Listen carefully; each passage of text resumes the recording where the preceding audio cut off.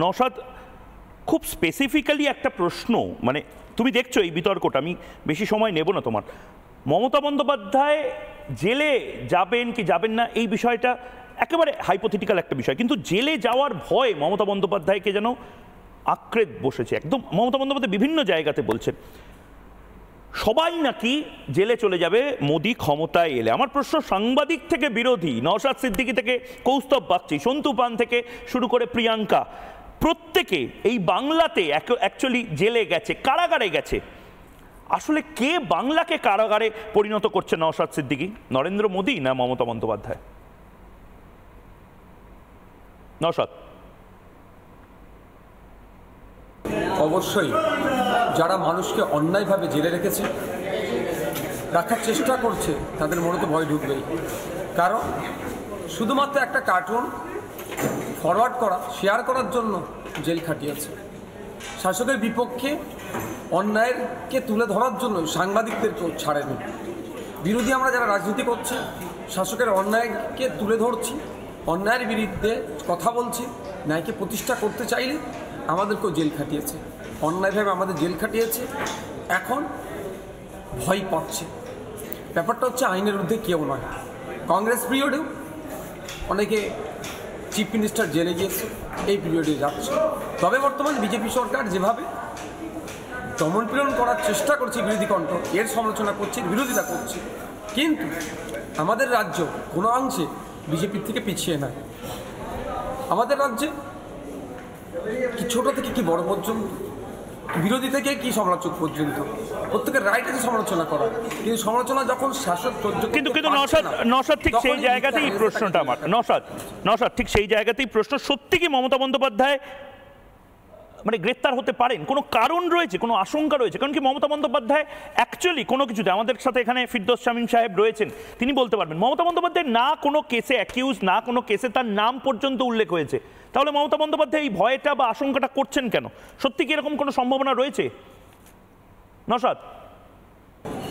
তবে আমি ব্যক্তিগত মমতা ব্যানার্জির গ্রেপ্তারির আশঙ্কাও বা আশা করছি না বা নিরাশ হচ্ছি না।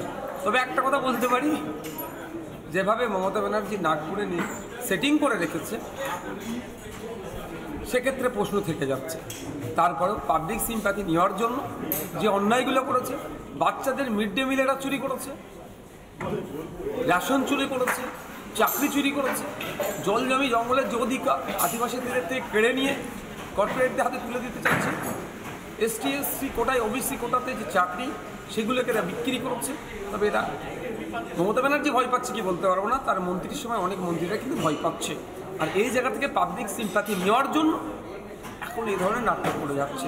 আবারও বলছি, আইনের ঊর্ধ্বে কেউ নয়। দেশের মুখ্যমন্ত্রীরা জেল কেটেছে, উপমুখ্যমন্ত্রী এখন জেলে আছে, অনেক মন্ত্রীরা জেলে আছে।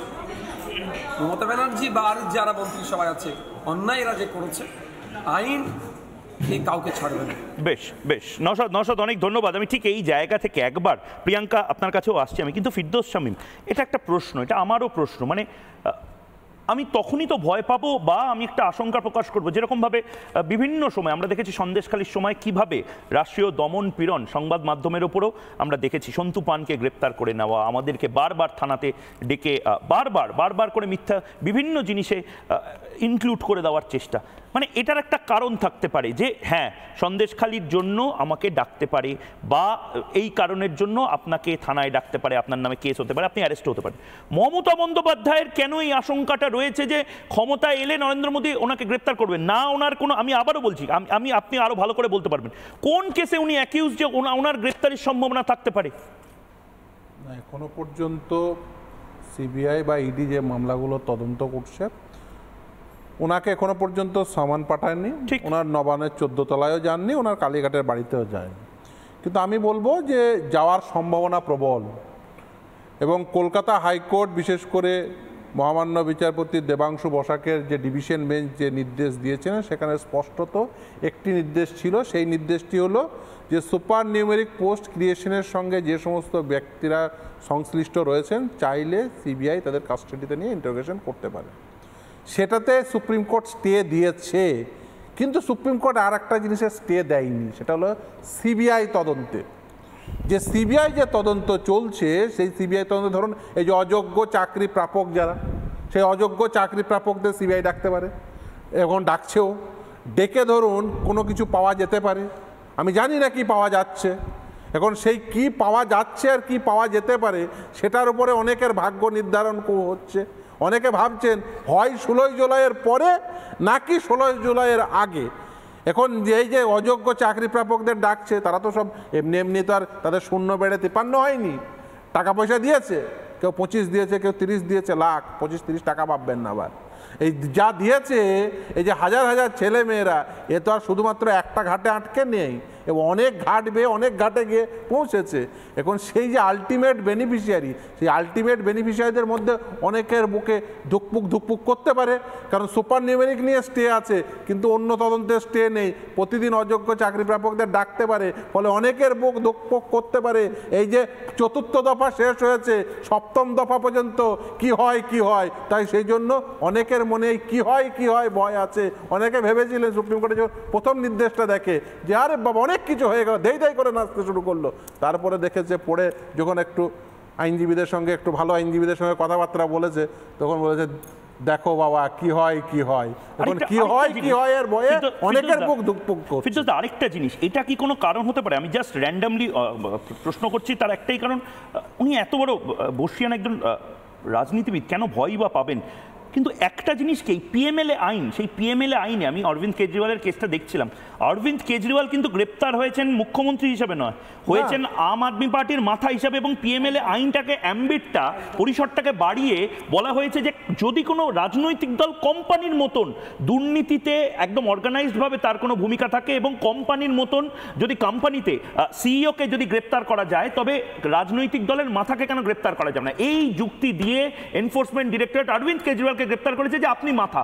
দেখুন, আমি তৃণমূল কংগ্রেসের মাথা মমতা বন্দ্যোপাধ্যায়। এটা কি কারণ হতে পারে যে যদি অরবিন্দ কেজরিওয়াল গ্রেপ্তার হতে পারেন, সেম লজিকে নিয়োগ থেকে শুরু করে সমস্ত কিছু হচ্ছে, সিইও জানে না যদি নিচের তলায় কি হচ্ছে, ঠিক সেরকম মাথা জানে না যে রাজনৈতিক দলে কি হচ্ছে?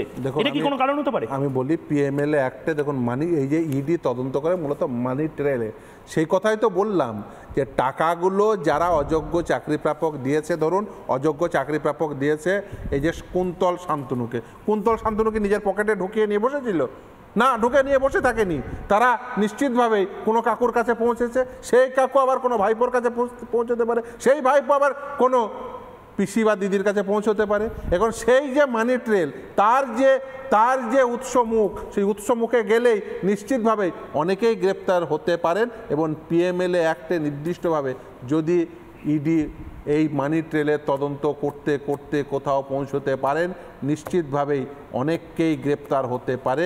এবং আমি মনে করি পিএমএলএ একটা আর একটা ডেঞ্জারাস জিনিস আছে, এবং আমি মনে করি যে এই যে তদন্ত, এই তদন্ত সঠিক হলে মাথা পর্যন্ত পৌঁছানো যাবে। এবং অপেক্ষা করুন, খুব বেশি দিন হয়তো অপেক্ষা করতে হবে না, তদন্ত সঠিকভাবেই যাচ্ছে।